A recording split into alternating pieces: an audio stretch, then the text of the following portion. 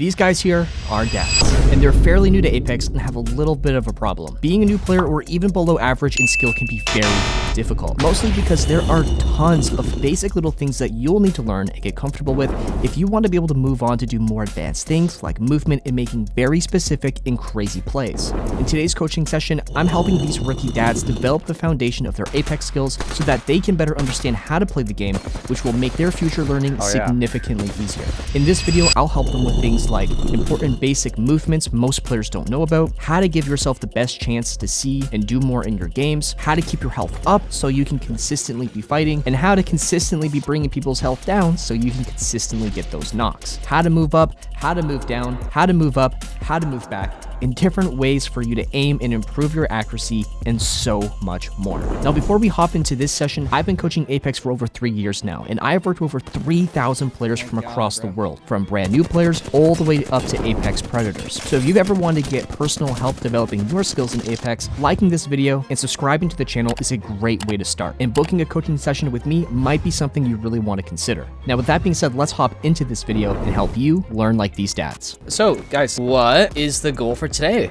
So we want to play with our kids, and my son's played this many years, so is his son, and so we just want to get better. So for me right now, I know I suck at shooting, so my aiming sucks and all that stuff, but there's some specific things, big ones for me. When I play with my son, we just follow him around and he hears things and sees things that I have no clue how he's seeing it. His game sense is way better. This is our first person shooter game. I mean, we're old, so we never played video games, but Pong and Pac-Man doesn't count nowadays. Yeah, a little different. Yeah, so we're coming into this as like total beginners, and we're older, so it's tougher. It's a very slow learning curve, as I've noticed. The majority of the game sense is going to come from making sure that you're looking at what's going on, making sure that we're trying to look as often as possible as to what's going on. And a good way you can think about this also is imagine driving, and half the time that you're driving, you're looking straight down at your feet, right? You don't know what's in front of you. It's going to be really hard to see something that you need to be aware of that's going to change how you're going to go about going from destination to destination. It's the exact same thing in Apex. Our goal is going to be making sure that we're more active, which is going to lead to more opportunity. And that can be opportunity like pushing up, and it can just be opportunity like, oh, I see that someone's pushing me, I'm going to leave before something bad happens because I'm just not ready for it right now. I know you have different videos, control settings should be, but is there something you would recommend? Let's make sure we have all 4 paddles set up, and I'm going to teach you guys how to hold the controller so that it feels a little bit more comfortable. Oh, I only use 2 because I kept bumping them. You can completely change that just by how you hold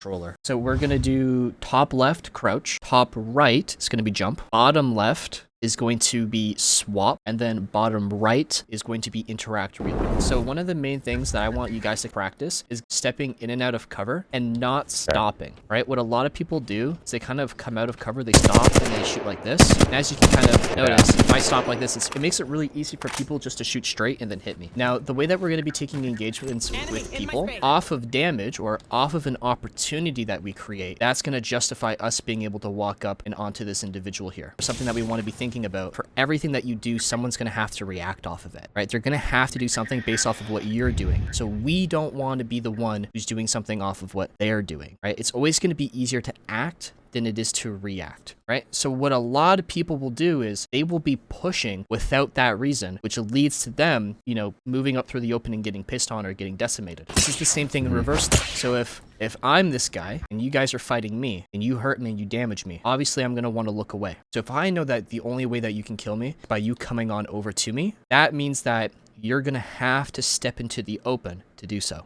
So our goal as we're taking fights is to be pushing people out of like the open into cover and then inching our way up. And when we notice that people are either slowing down, maybe I force you to look away, or maybe I just notice you're looking away because you're reloading. Now I can get closer and force you to be in a bad spot. Coming to what you said where you're finding it hard to get on target, obviously practicing your crosshair placement is going to be a major contributor to how easy it is to get on target to begin with. We want to be looking at where people should be. If you're playing cover, I'm not going to be aiming at the ground, because now when I start shooting, I have to click on up to where you are, right? Instead, my crosshair is always trying to be about chest level so that if I need to, I can make one small adjustment to the left, one small adjustment to the right, and now I'm on target.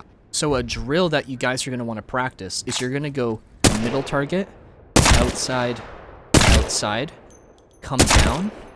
We're going to skip a target, go back to it, skip that target, go up, so it's back to the middle, outside, outside. And what you'll notice here is that we're going to be doing small movement, medium movement, diagonal large, small, diagonal large, diagonal medium, small, medium. Right, so it's a variation of small, medium, large movements, a variation of sideways, vertical, and diagonal movements, right? And that's going to help you practice bringing yourself to where you're looking. To do a fatigue wall jump, it's broken up into 2 different steps. Bringing ourselves into a mantle and then jumping out of a mantle. So when you jump into a wall, or whether it's a slide jump, you want to make sure that when you hit that wall, slap it and you slide off of it. Now you guys are jumping too close, and that's why it's not connecting you. So you need to jump with about 2 to 3 feet away from the wall. Oh, wow. Wow, it's a big difference. So now, like, if I'm sideways like this, I could be fighting you. Oh, wow. Sidestep, jump, jump off. Jump, 2, jump, jump. Jump, 1, 2, jump. Perfect. Oh, wow, that was you it. went far. That was it. Okay, you don't have to pull back or anything. It's actually simpler than you think it is. Now a workaround to being too close to the wall is pushing forward late. So if I'm right here and I jump and I push forward right away, like I flick my stick forward, see how I'm not entering a mantle? Yeah. But if I jump and then push forward late, so jump, flick, now I go into a mantle. So I could be here. Shit, that was crazy. Yeah, go climb up and go hop into that room for me. Right, so if I jump up, I can't see you at all. Right? If I climb up, you're gonna shoot me. What I can do now is I can pop up the window. Oh shit. And then when I'm ready to, I can just climb in like that. So same thing we did back there, just stick forward. Stick Jump, forward when you're jumping. forward, jump. Yeah, much quicker. I got thrown into the room. Perfect. Just like that, big buddy. Now something else, again, I want to like completely bombard you with wall jump mechanics because they're super, super useful. You know, remember how before we said whenever you jump off, it's going to push you backwards, right? You're always going to have a backward momentum when pushing off of a wall. We can also get a sideways momentum by adding initial direction into it. So if I'm coming in on an angle like this, right, and I wall jump off, it's going to continue to throw me in the direction that I was coming off of. But it will also push me back. Right, so if I'm coming in on an angle, I could do something like use something like that. Oh wow! To And you want to do that me- off of fatigue? You can do that off of fatigue. You can also do it off of like an initial wall jump, like a slide jump wall jump, or like a wall push. The main reason why this is so important is because when we're playing, our goal is to either be pushing up quickly or backing up quickly. People are going to be like, okay, we did damage on us. If people are hitting us, what should they want to do? They're hitting us. They want to attack us. They want to attack us. Now they want to push up. Crap, well, I don't want to be down here. Let me get myself into a power spot. Okay, I'm safe. Now I can fight from a good, safe spot. Right? Imagine, shit, someone shot me. Now I have to climb up into the window. Yeah, right? No, I've died many times like that. Exactly. It's learning these little things that help us be more efficient in the things that we need to do. Now I have a problem on my slide jumps. Whenever I do them, it's hard to get the timing right. Like when I slide. Oh, this is what you're doing. That. You're letting go of your crouch. So you want to hold, jump, let go. So did you know that? I don't know anything. you always do it right. I never do it right. I think I just got lucky. I didn't know that. Okay, well, that changes a lot. Oh man. Okay. Oh, that's fun. So now you do an instant slide. I'm in cover on holster for a slide jump. Now you're holding your slide during that push. Right? And you're keeping your momentum while doing that. Exactly. And that's why I need to move my jump from my A button to my paddles. Because it's hard. You can't shoot and do all that when it's on my paddle. Yeah. I'll switch that today and start practicing it. The last thing I want to cover, walking on a 45-degree angle. My goal is to go to this door here. And I'm turning around this corner. As I'm coming around this corner, I'm actually pushing my stick forward and to the left to make a 45-degree turn. I can still sprint, but I'm sprinting while looking to the right side, which is where the door is. So I'm pushing forward into the left while turning right, right? So now you're kind of swinging outward. That's significant. It's a major difference in feeling, right? Now try this on this corner over here, right? Because this is a much sharper turn. Notice the difference when you see those traps, right? So when we're coming around this corner, we're going to be using our right stick to turn left. Our left stick is pushing forward and to the right, coming around that corner. So you want to get comfortable pushing, not quite 45 degrees because you might accidentally go too far, right? But practice within that 40-30% degree. Oh, I can see that. If you move your stick past 45, it slows down. Go into a walk, yeah. It slows you down that way. Oh, wow. I'm going so fast. I'm like a race car. This target, way over here. We should inspect that area. Where my ping is. I retract that. How easy is that target to see? Like, how big is that on your screen? It's tiny. Yeah, It's it's tiny. Now I want you to turn your screen. I want you to put that target on the very edge of your screen, right?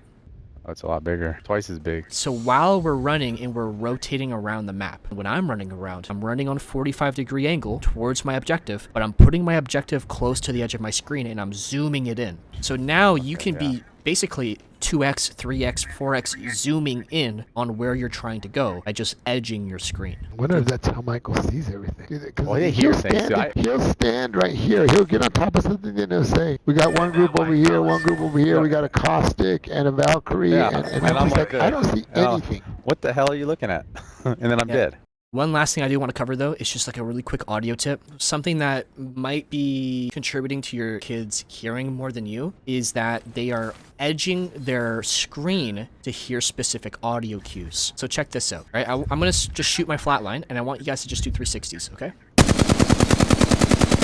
Oh, yeah. It's like So how stereo. yeah, exactly, right? It alters from one ear to the other, and as you get closer to the center, it goes into both ears. As they hear a general audio cue, they edge their screen, they put it more in one ear. As that audio moves around, it's a lot easier to hear it go from one ear into both than from both ears into one. Because you're going to notice that it gets quieter, as opposed to it's getting a little bit louder. So you turn your head. If you hear something, you just turn your head. You just turn your character and try to listen where it's coming from. Yeah, I'm kind of just 45-degree running, and then I'm just edging my screen, kind of like I shimmying see. back and forth, and you go, oh, Same I'm thing. narrowing it down. Yeah, you start narrowing it down. Oh, okay, it's over here. Oh, that makes sense. Okay, I could practice that while we're running around too. Oh, that's a good one. Okay.